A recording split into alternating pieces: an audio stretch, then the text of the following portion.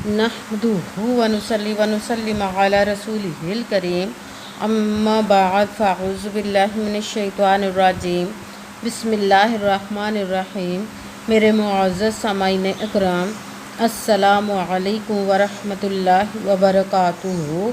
मैं अपने रब कायनात से ये दुआ करती हूँ कि मेरे जितने भी सुनने वाले हैं, रब कायनात सबको सेहतमंद, तंदुरुस्त और लंबी ज़िंदगी अता फरमाए। हम सब की हर मुश्किल और परेशानियों तक दस्तियों में मेरा रब कायनात हमारी मदद अता फरमाए। हमें ज़हनी, रूहानी, जिस्मानी अज़ियत और तकलीफ़ और बीमारियों से निजात अता फरमाए। हमें ज़हनी और रूहानी सुकून अता फरमाए। हमें बीमार दुनिया से बचाकर बीमार मदीना बनाए। और जो हम सब के हक़ों में बेहतर है, मेरा रब कायनात हमारे लिए वो अता फरमाए। और जो हमारे हक़ों में बेहतर नहीं, उसका ख्याल भी हम सब के दिलों से निकाल दे और हम सबको अपनी रज़ा पर राज़ी रहने वाला बना दे। आमीन सुमा आमीन। आज जो मैं आप लोगों के लिए वजीफ़ा लेकर आई हूँ, 12 रबीउल अव्वल से पहले 12 बार ये सूरत पढ़ लो और पढ़ने के बाद अपनी आँखों से मोजज़ा देख लीजिएगा।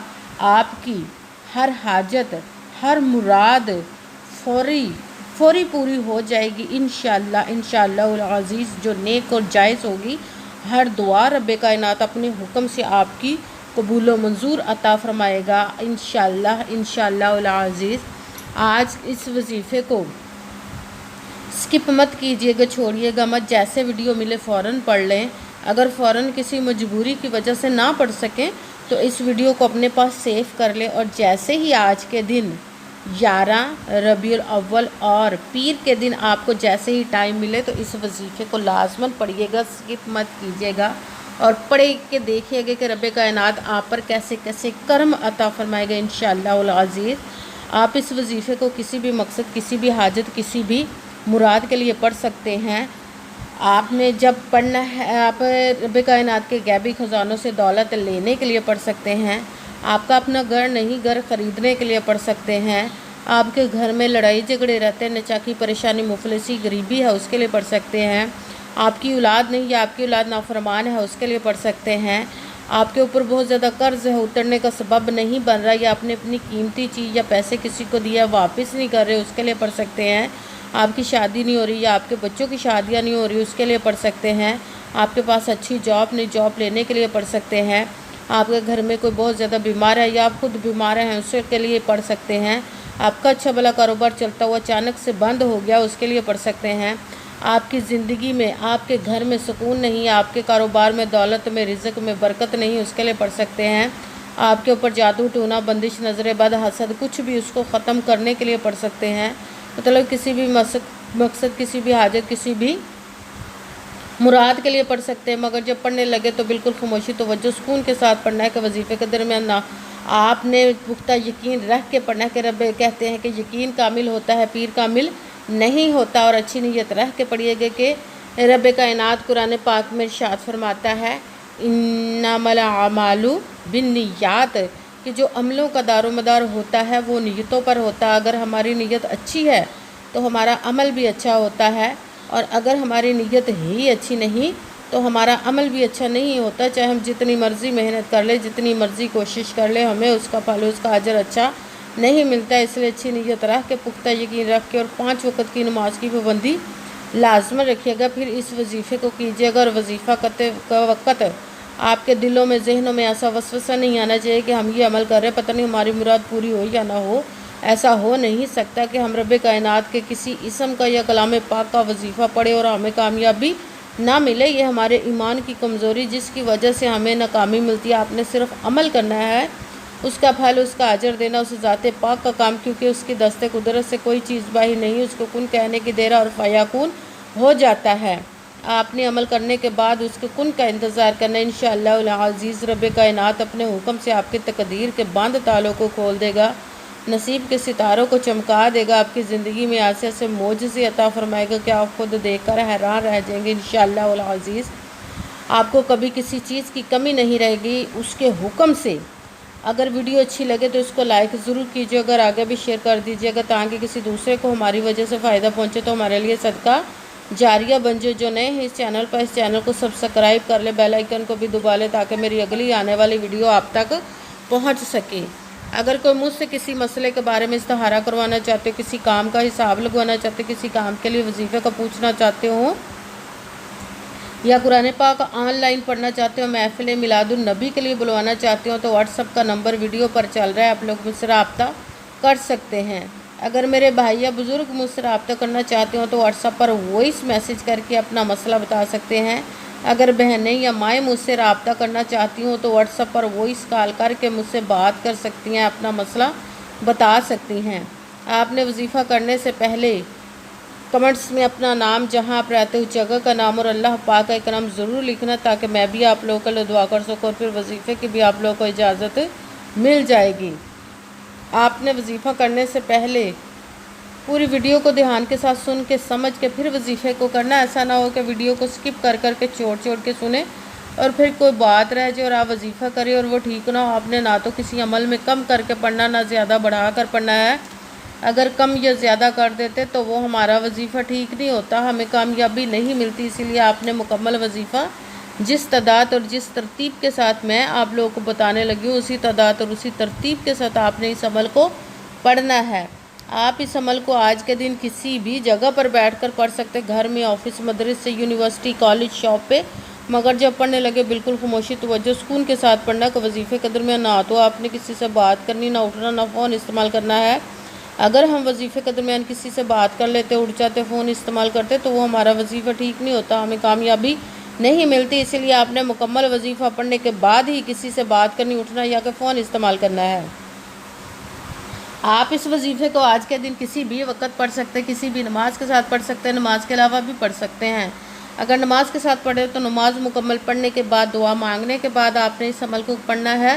اگر نماز کے علاوہ پڑھ رہے تو باوضو ہو کر ایسی جگہ پر بیٹھ کر پڑھنا جہاں بالکل خاموشی، توجہ، سکون کے ساتھ آپ اس عمل کو پڑھ سکیں۔ جب عمل کرنے کے لیے آپ بیٹھ گئے تو ایک مرتبہ آپ نے درود پاک پڑھنا، کوئی سا بھی درود پاک پڑھ سکتے ہیں، مگر درود ابراہیمی جو نماز میں پڑھا جاتا ہے وہ والا ایک مرتبہ درود پاک پڑھ لے تو زیادہ بہتر ہے، ورنہ کوئی سا بھی درود پاک آپ پڑھ سکتے ہیں۔ درود پاک پڑھنے کے بعد ایک مرتبہ آپ نے اعوذ باللہ من الشیطان الرجیم بسم اللہ الرحمن الرحیم پڑھ کر اپنے مقصد کی نیت کر لینی، جس مقصد کے لیے آپ اس وظیفے کو، جس حاجت کے لیے پڑھنے لگے ہیں۔ پھر آپ نے ایک گلاس پانی بھر کر اپنے پاس رکھ لینا ہے، پھر عمل کرنے کے لیے بیٹھنا ہے۔ سب سے پہلے نمبر پر جو آپ نے عمل پڑھنا، جو وظیفہ پڑھنا ہے، رب کائنات کے ایک اسم مبارک کا پڑھنا ہے، یا قہارو، یا قہارو، یا قہارو، یا قہارو۔ اس کو آپ نے 11 مرتبہ 11 ٹائم پڑھنا، پھر ساتھ دوسرے نمبر پر جو سورت پڑھنی ہے اس کو 12 مرتبہ پڑھنا ہے۔ سورت فاتحہ کو آپ نے پڑھنا ہے، جس میں ہر مرض کی، ہر چیز کی شفا رکھی ہوئی ہے۔ بسم اللہ الرحمن الرحیم، الحمدللہ رب العالمین، الرحمن الرحیم، مالک یوم الدین، ایاک نعبد و ایاک نستعین، اہدنا الصراط المستقیم، صراط الذین انعمت علیہم غیر المغضوب علیہم ولا الضالین، آمین۔ بسم اللہ الرحمن الرحیم، الحمدللہ رب العالمین، الرحمن الرحیم، مالک یوم الدین، ایاک نعبد و ایاک نستعین، اہدنا الصراط المستقیم، صراط الذین انعمت علیہم غیر المغضوب علیہم ولا الضالین، آمین۔ سورۃ فاتحہ کو آپ نے 12 مرتبہ 12 ٹائم پڑھنا، بھی ساتھ تیسرے نمبر والا قرآن پاک کی وہ سورت جس کو ایک مرتبہ پڑھے تو 1/3 10 پاروں کا ثواب ملتا ہے، اور اگر 3 مرتبہ پڑھے تو پورے قرآن پاک کا ثواب ملتا ہے۔ سورۃ اخلاص کو تیسرے نمبر پر پڑھنا، بسم اللہ الرحمن الرحیم، قل هو اللہ احد اللہ الصمد لم یلد ولم یولد ولم یکن لہ کفوا احد۔ بسم اللہ الرحمن الرحیم، قل هو اللہ احد اللہ الصمد لم یلد ولم یولد ولم یکن لہ کفوا احد۔ سورۃ اخلاص کو 3 مرتبہ 3 ٹائم پڑھنا ہے۔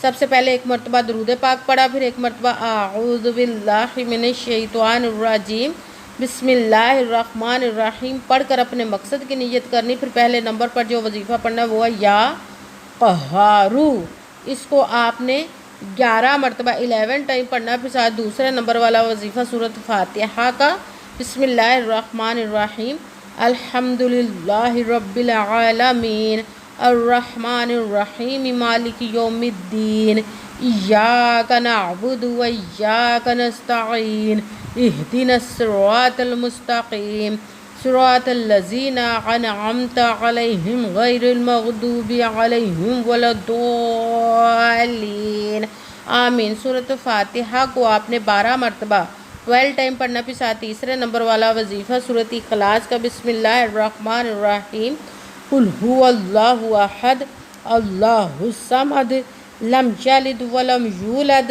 ولم یکن لہ کفوا احد۔ سورۃ اخلاص کو 3 مرتبہ 3 ٹائم پڑھنا۔ پھر وہی درود پاک پڑھنا جو درود پاک آپ نے وظیفہ شروع کرنے سے پہلے پڑھا تھا۔ جب درود پاک پڑھ لیا اب آپ کا وظیفہ مکمل ہو گیا، اب آپ نے دونوں ہاتھوں کو رب کائنات کی بارگاہ اقدس میں بلند کر لینا۔ سب سے پہلے اپنے گناہوں کی بخشش کی دعا مانگنی، پھر جس مقصد جس حاجت کے لیے آپ نے اس وظیفے کو کیا اس کی خوب دعا کیجیے گا، اور دعاؤں میں مجھے بھی یاد رکھیے گا، میرے لیے بھی دعا کیجیے گا۔ جزاک اللہ خیرہ۔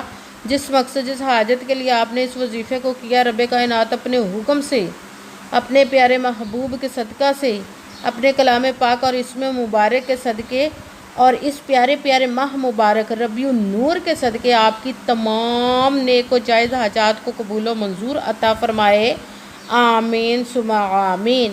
پھر اس جو آپ نے اپنے پاس پانی کا گلاس رکھا تھا اس پر پھونک مار دینی ہے، اور پھر اس پانی